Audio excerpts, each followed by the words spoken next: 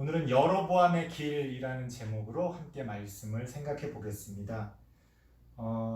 지난 시간에도 우리가 그 본문 전체를 통해서 반복되는 구절을 통해 주제를 정해서 살펴보지 않았습니까? 오늘도 마찬가지가 될 것 같은데요.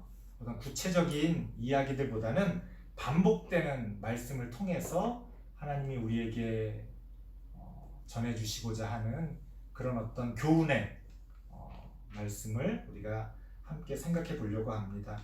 오늘 본문을 보면 보통 이제 그 북이스라엘의 왕들, 그 왕들이 얼마나 반복해서 또 공통적으로 죄를 저지르고 있는지에 대해서 이렇게 나옵니다. 사실 구체적인 내용은 그렇게 없어요. 하지만 반복돼서 나오는 아주 중요한 구절이 있는데 어떤 거냐면 16장 2절에 보니까 네가 여로보암의 길로 행했기 때문에 잘못했다, 이런 얘기가 나옵니다. 19절 말씀 보니까 또 여로보암의 길로 행하며 죄를 범했다, 이런 말씀이 나옵니다. 26절에 또 반복돼서 나옵니다. 여로보암의 모든 길로 행하며 이스라엘에게 죄를 범하게 하였다. 31절 보니까 여로보암의 죄를 따라 행하는 것을 오히려 가볍게 여기며 더 큰 죄를 지었다, 이렇게 나옵니다. 자, 여로보암이 누굽니까? 여로보암은 북이스라엘 왕국의 초대 왕이죠. 솔로몬이 죽고 나라가 둘로 갈라지지 않습니까? 북쪽과 남쪽으로. 남쪽은 솔로몬의 아들인 르호보암이 왕이 되고요. 남유다 왕국이죠. 북이스라엘 왕국은 여로보암이 왕이 됩니다. 그런데 우리가 지난 시간에도 여러 차례에 걸쳐서 살펴봤습니다만 이 여로보암의 죄가 뭐예요? 그 북이스라엘 쪽에 금송아지 2개를 만들어 놓고 사람들에게 이게 우리를 애굽에서 인도하여 낸 하나님이다. 그러니까 예루살렘에 내려갈 필요 없다. 이곳에서 이 금송아지를 섬기며 제사 드리면 그걸로 우리의 예배가 되는 거다, 이렇게 가르쳤다는 거예요.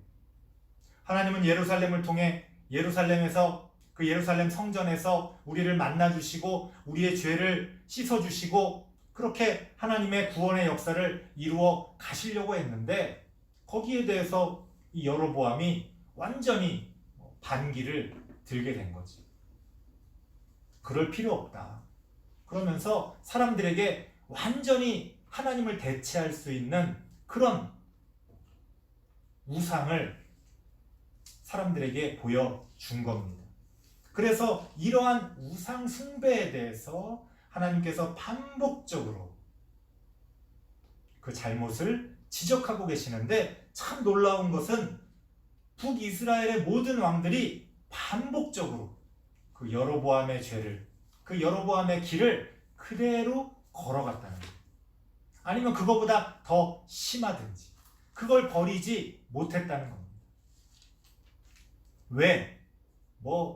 그 이유에 대해 정치적인 그런 현실적인 이유들을 이 시간에 다 말씀드리진 않겠습니다. 결국 그게 나에게 이익이 되기 때문에 그렇게 하는 거예요. 그게 나한테 좋으니까. 안 그러면 사람들이 남쪽 예루살렘을 향해서 자꾸 내려갈 거 아닙니까? 그런 어떤 권력 다툼의 문제들도 거기에는 담겨 있는 거지. 나의 권력을 유지하기 위해 뻔히 잘못된 것인 줄 알면서도 그 여로보암의 길을 계속해서 왕들이, 그 북이스라엘의 왕들이 새로 세워질 때마다 똑같이 그 여로보암의 길을 버리지 못했다는 거예요. 왜 이런 말씀을 드립니까? 우리 기독교 신앙에 있어서 무엇이 문제인지 사실은 너무나 분명하다는 거예요. 성경은 끊임없이 우리에게 우상을 숭배하지 말아라, 십계명에서부터 동일한 무게로 우리에게 우상 숭배에 대해서 경고하고 있습니다. 그게 문제다. 그러지 말아라. 하지만 우리는 저마다의 이익을 따라 그 하나님의 말씀을 외면하고 오히려 엉뚱한 거를, 오히려 사소한 것에 목숨을 걸면서 자기 신앙이 좋은 척 그렇게 우리는 살아왔다는 거예요. 우리의 내면 속에서는, 우리의 신앙 깊은 곳에서는 우상을 숭배하고 있으면서 겉으로는 열심히 교회 나가고 열심히 성가대를 하고 열심히 전도를 하고 열심히 헌금을 하고 뭔가 그렇게 인간적으로 열심히 하는 것을 통해 믿음 좋다. 서로 공치사를 하면서 그렇게 하나님과 상관없는 그런 활동들을 마치 그게 믿음의 어떤 열매인 양 우리는 그렇게 생활해 왔다는 겁니다. 그걸 어떻게 할 수 있습니까? 한국교회가 이렇게 성장하고 한국교회가 이렇게 힘이 있는데 도대체 한국교회가 이 나라를 위해 하고 있는 게 뭡니까? 사람들이 우리 한국교회를 빛과 소금으로 생각하고 있습니까? 아니요. 오히려 반대입니다. 빛과 소금이기는커녕 오히려 이 사회를 더 어둡게 하고 이 사회의 발전에 발목을 붙드는 그런 장애물이 되어버렸다는 거예요. 저는 이 모든 일의 바탕, 그 본질에 바로 우상 숭배가 있다. 저는 그렇게 말씀드리고 싶은 겁니다. 아마 어떤 분들은 이렇게 반문하실 거예요. 아니 목사님 무슨 소리입니까? 우리가 무슨 절에 다니는 사람들처럼 뭘 만들어 놓고 그 앞에서 절을 하고 그렇게 우상 숭배하는 게 아닌데 왜 자꾸 우리에게 우상을 숭배한다고 이야기합니까? 성경이 말하는 우상 숭배의 본질은 뭘 만들어 놓고 그 앞에서 절하는 게 아닙니다. 하나님보다 더 사랑하는 게 있다면 우상 숭배죠. 하나님의 진리를 떠나 엉뚱한 것들을 진리라고 믿고 따르고 있다면 그게 우상 숭배죠. 하나님의 나라를 버리고 엉뚱한 나라를 세우겠다고 노력하고 있다면 그게 우상 숭배죠. 오늘날 현대인들이 하나님 앞에서 갖게 되는 그런 여로보암의 길, 그 우상 숭배의 길은 바로 그런 거라는 겁니다. 그래서 오늘은 제가 생각하는 우리 한국교회의 신앙의 문제점들을 살펴보면서 우리의 우상 숭배가 어디서부터 시작된 것인지를, 도대체 어디서부터 우리가 잘못된 것인지를 한번 얘기해 보려고 합니다. 우리 한국교회 신앙의 문제점, 제가 생각하는 겁니다. 첫 번째는 뭐냐? 질문 없는 대답들이 넘쳐난다는 거예요. 우리 한국교회 안에는 질문 없는 대답들이 너무나 넘쳐납니다. 무슨 얘기입니까? 교회를 나오면 우리가 무조건 믿어야 될 신앙의 교리들을 잔뜩 늘어놓습니다. 그 모든 교리들은 다 대답이에요. 어떤 것에 대한 대답이에요. 하지만 대답만 넘쳐나지 우리는 질문할 겨를이 없어요. 우리가 어떤 질문을 하기 전에 이미 대답이 주어지기 때문에 우리는 그 대답을 따라갈 수밖에 없다는 거예요. 제가 어릴 때 그런 기억들이 많습니다. 저는 사실 좀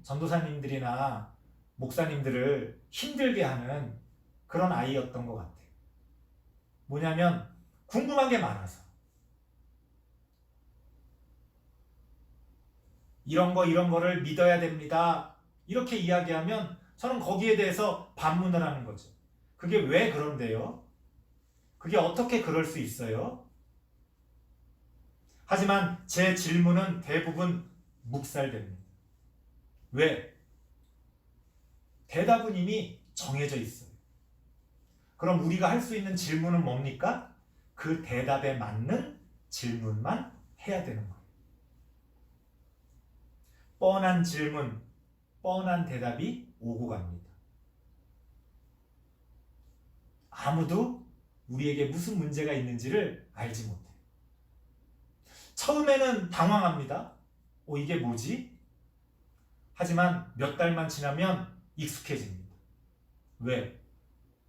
뻔한 질문과 뻔한 대답은 우리의 마음을 편안하게 해요. 골치가 안 아프잖아요. 그런 질문에 그런 답이 있구나. 그게 정말 답이 되는 것인지 아무도 질문하지 않습니다. 왜? 이미 답은 정해져 있고 그렇기 때문에 그 답에 대한 질문도 정해져 있죠. 또 다른 질문은 허용되지 않습니다. 최근에 코로나 때문에 신천지 문제가 불거졌었잖아요.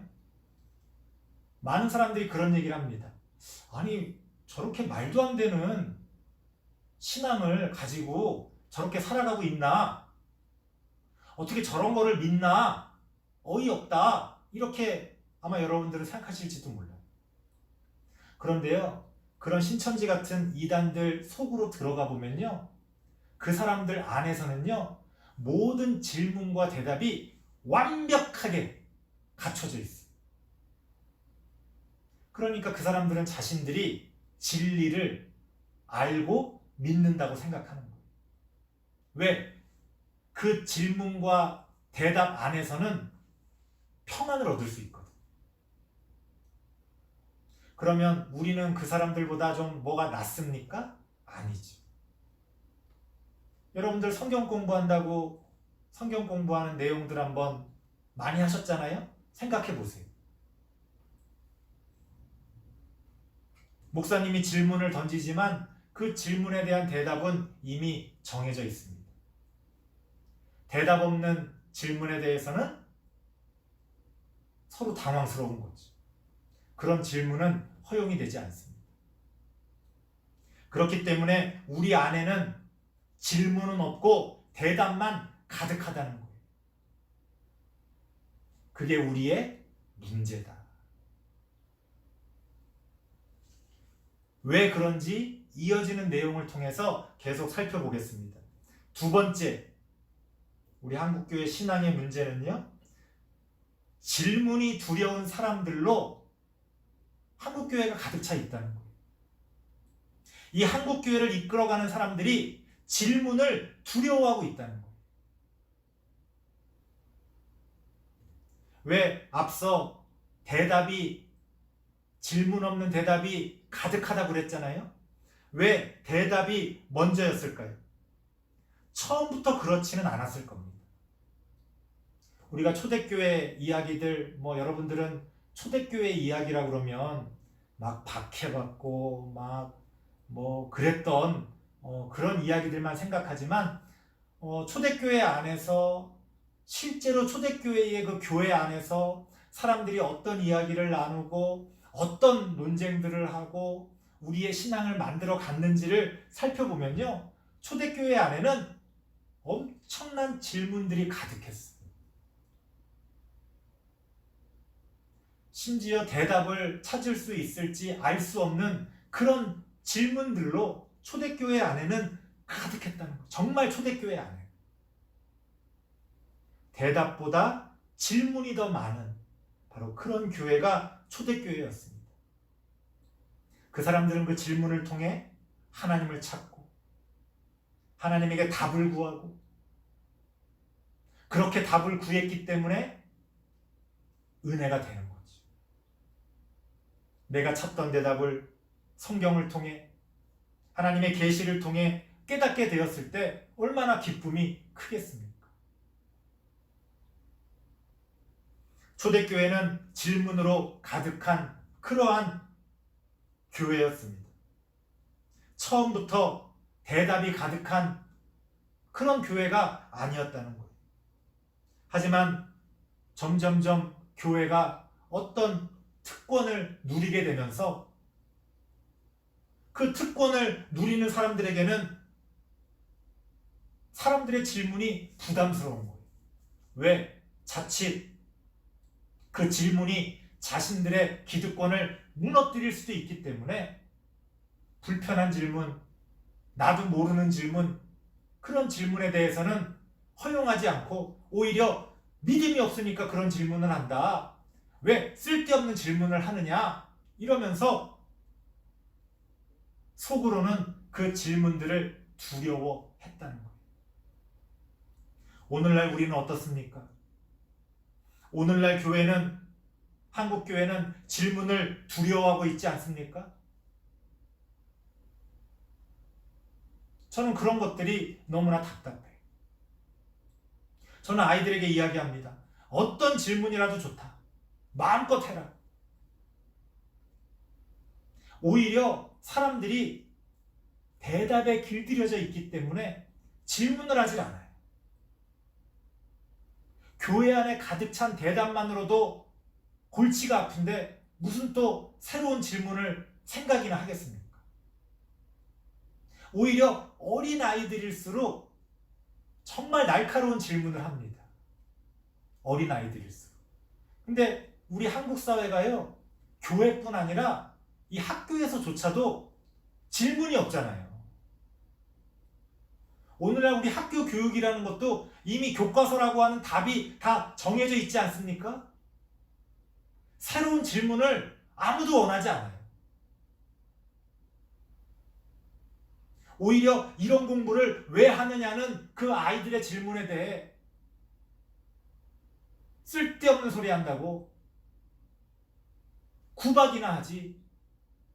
우리는 새로운 질문에 대해서 다 불편하게 생각하는 그런 경향이 있습니다. 이 사회도 그렇고 우리 교회도 마찬가지. 진리를 가지고 있다면서 하나님의 계시를 받는다면서 왜 질문을 두려워합니까? 우리가 모든 질문에 답을 해줄 수는 없을지언정 우리는 그 질문을 가지고 하나님께 나아가는 겁니다. 그게 신앙이에요. 답을 다 알기 때문에 하나님께 나아가는 게 아니라 답을 얻고자 하는 마음에서 하나님을 찾는 겁니다. 저도 그랬어요. 저도. 교회에서 주는 그런 뻔한 질문, 뻔한 대답이 만족스럽지 않았기 때문에 저는 목사가 되기 위해 신학을 공부한 게 아니라 하나님을 찾기 위해 신학을 공부했습니다. 내 질문에 하나님이 어떻게 대답하시는지 보자. 그 대답을 찾기 위해 끊임없이 하나님께 질문하는 거예요. 그러니 교회에서는 적응이 안 되죠. 제가 나이를 먹을수록 제 지식이 높아질수록 질문의 수준도 더 올라가지 않겠어요? 나중에는 교회에서 그걸 감당할 수가 없는 거예요. 그러니까 제 스스로 그 답을 찾기 위해 신학교에 들어가고 성경을 공부하고 그렇게 지금까지 오게 된 겁니다. 오늘날 한국교회의 아주 심각한 문제들, 질문을 두려워하는 사람들이 이 한국교회를 이끌어가고 있다. 그게 오늘날 우리의 비극입니다. 마지막 세 번째는 뭐냐? 그러다 보니 그 모든 것의 결과로 오늘날 한국교회 안에 질문이 필요 없는 사람들로 가득 채워졌다는 것. 오늘날 한국교회를 다니는 사람들에게 더 이상 질문 혹은 대답이라는 것은 아무 의미가 없습니다. 이제 우리는 옛날처럼 공부하지도 않아요. 옛날에는 뻔한 질문, 뻔한 대답이라도 열심히 공부하고 뭔가 더 배워보려고 했죠.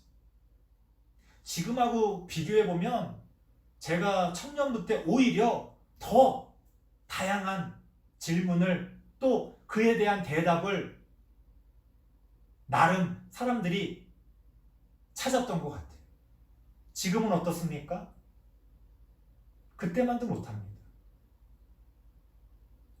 오늘날 성경 공부라는 건 사실 아무 의미 없는, 이런 말씀 드리면 죄송합니다만 너무나 뻔한, 제 입장에서는 너무나 지루한 그런 성경 공부밖에 없다는 거. 그래서 제가 우리 성도님들에게 성경 공부를 시켜주려고 교재 같은 걸 찾다 보면요, 제가 지루해서 도저히 가르칠 수 없는, 너무나 뻔하기 때문에 제 스스로 여러분들에게 이거를 배워보자고 말할 수 없는 다 그런 거밖에 없어요. 그래서 할 수 없이 제가 어떤 책들을 정해가지고 그렇게 공부를 하는 겁니다. 이미 나와 있는 성경 공부 교재에서는 제 스스로 재미가 없어가지고 그거를 가르칠 수가 없는 거예요. 그게 오늘날 우리의 현실입니다. 왜 그렇습니까?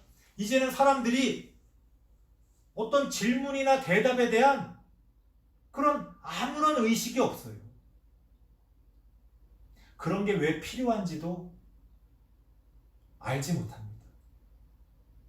옛날에는 교회에 나오는 사람들이 그래도 구원 얻기 위해, 뭔가 내 문제를 해결하기 위해, 뭔가 하나님을 찾아보려는 그런 어떤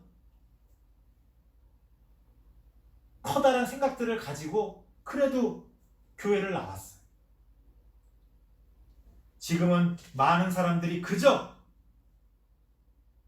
자기가 원하는 것을 자기가 원하는 만큼 얻기 위해 교회를 다니고 있습니다.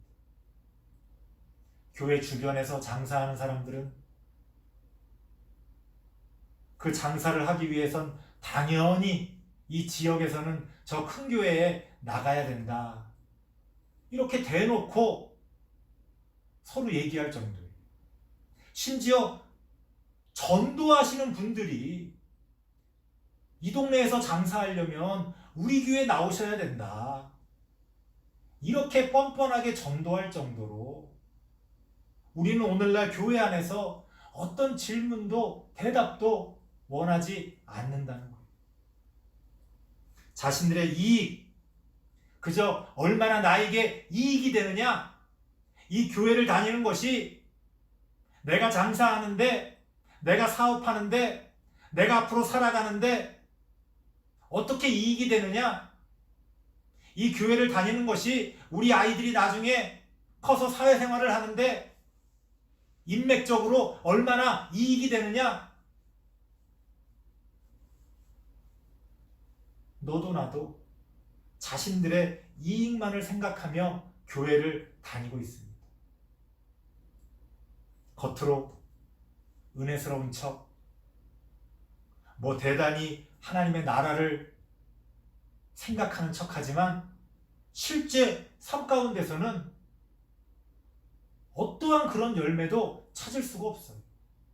어떤 고민도, 어떤 질문도, 그래서 어떤 대답을 찾고자 하는지 도대체 알 수가 없는 그런 지경에 이르렀다는 거예요.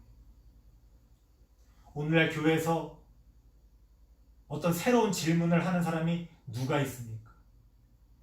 오늘날 교회에서 어떤 이 사회에 대답을 얻고자 하는 사람이 누가 있습니까? 이 사회의 문제에 대해, 이 세상의 문제에 대해 교회가 대답해 줄 것을 기대하는 사람이 어디 있습니까? 교회를 다니는 사람들조차도 이제는 교회에서 어떤 대답을 원하지 않아요. 기대를 하질 않습니다. 목사님이 나의 인생을 이끌어줄 어떤 진리의 말씀을 가르쳐 주실 것이다. 교회가 내가 이 세상을 왜 살아가는지 그 삶의 의미에 대해서 가르쳐 줄 것이다. 이제는 아무도 그런 기대를 하지 않는다는 것. 그러니까 질문이 없는 것은 당연할 뿐 아니라 이제는 대답이라고 하는 것조차도 의미가 없어져 버렸어요. 옛날엔 그래도 나름 그 교회의 역사 가운데 주어진 어떤 대답들이 있었잖아요. 물론 그 대답들은 다 소중한 대답들입니다. 그 교회의 역사 가운데 정말 힘든 과정들을 거쳐서 만들어진 대답들이 나름 의미가 있죠. 하지만 이제는 그런 대답들조차도 오늘날 교회에서 누가 그런 얘기합니까? 전에 우리도 웨스트민스터 신앙 고백이나 이런 것들에 대해서 함께 나눈 적 있지 않습니까?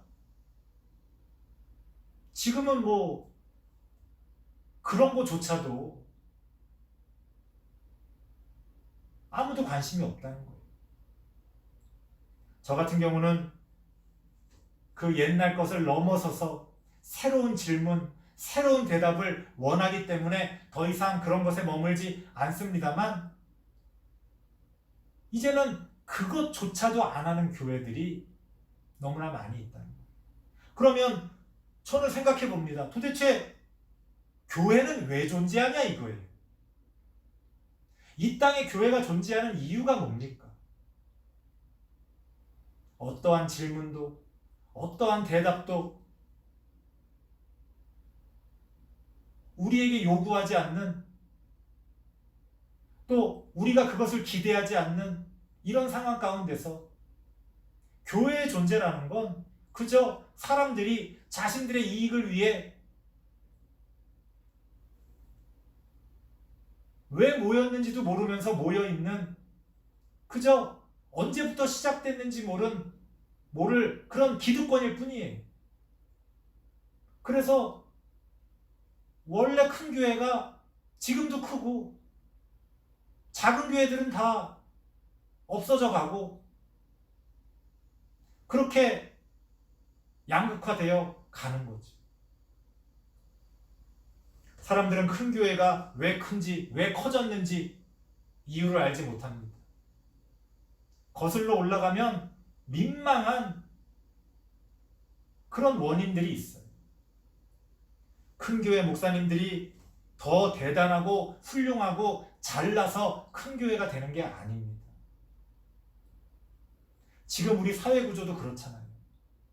실력 있고 능력 있는 사람이 꼭 성공합니까? 아니라는 거 우리가 다 알고 있죠. 직장을 다녀보세요. 나보다 더 모르는 사람이 내 윗사람으로 앉아 있습니다. 어떻게 저런 사람이 저런 자리에 앉아 있을까 의문스러울 때가 얼마나 많이 있습니까?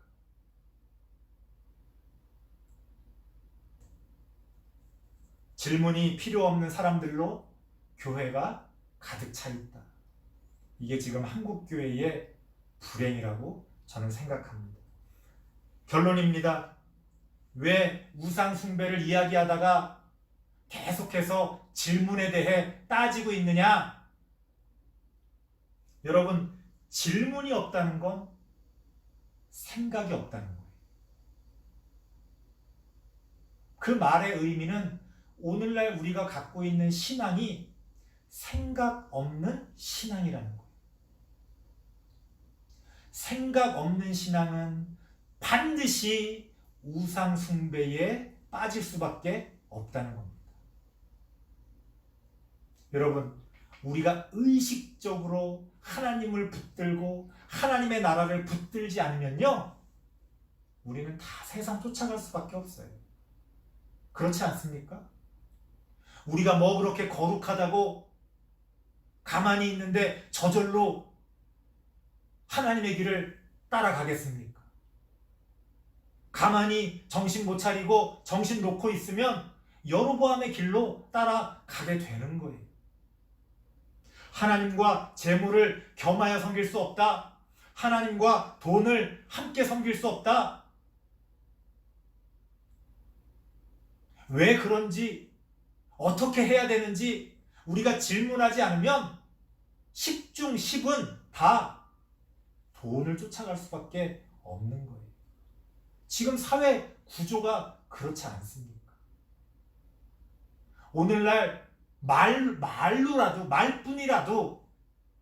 우리 교회가 돈을 버리고 하나님을 선택해야 됩니다. 이렇게 주장하는 사람이 누가 있어요? 목사님들마저 큰 교회를 바라고 돈 있는 성도들을 좋아하고 그러는 현실 가운데서 말뿐이라도 오직 하나님만 섬기겠다고 이야기하는 사람이 오늘날 어디에 있습니까? 이 모든 다양한 우상숭배가 어디서부터 시작됐느냐? 저는 질문 없는 우리의 신앙에서 시작됐다고 생각합니다. 교회 안에 그런 다양한 질문들이 넘쳐나고 그 질문을 통해 하나님에게 답을 구하고 하나님이 주신 그 답을 은혜스럽게 깨달아서 그것을 위해 나의 인생을 바치고 그런 어떤 가치 있는 삶이 오늘날 교회 안에 없다는 거예요. 다 자기만, 자기 가족만 잘 먹고 살면 그걸로 만족하는 질문 없는 신앙으로 가득 찬 우리 한국교회의 모습이 우리의 비극이다.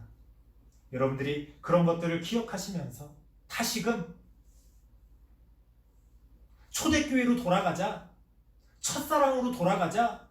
도대체 그게 무슨 뜻입니까? 그때 좋았을 때로 돌아가자. 그때 내가 좀 뜨거웠을 때로 돌아가자. 아니요. 더 앞으로 가야 됩니다. 하나님께 우리가 질문하던 그때로 돌아가자. 아직 답이 무엇인지 알지 못해서 불안한 믿음이지만 하나님을 붙들고 씨름하며 하나님께 질문하던 그때로 돌아가자. 저는 그런 하나님께 질문할 줄 아는 그러한 신앙을 우리가 회복할 수 있기를 바랍니다. 어떤 것이라도 우리의 삶에 대해 궁금해하고 우리의 인생에 대해 질문하며 그 답이 오직 하나님께서만 그 답을 가지고 우리에게 가르쳐 줄 수밖에 없다는 것을 우리가 깨닫고 하나님을 찾게 되는 그런 신앙인들 되어지기를 간절히 바랍니다. 기도하겠습니다. 하나님 감사합니다. 지금 우리의 신앙은 어떤 신앙입니까? 내가 무엇을 믿는다, 내가 무엇을 알고 있다 하는 것들 다 내려놓고 하나님께 순수한 마음으로 질문하던 그 신앙을 우리가 회복할 수 있게 하여 주시옵소서. 지금 우리의 문제가 무엇인지 바르게 깨닫고 내가 원하는 답이 아니라 하나님이 주시는 답을 찾고 따를 수 있는 그런 우리가 되어질 수 있도록 하나님 함께하여 주시옵소서. 예수님의 이름으로 기도드리옵나이다. 아멘.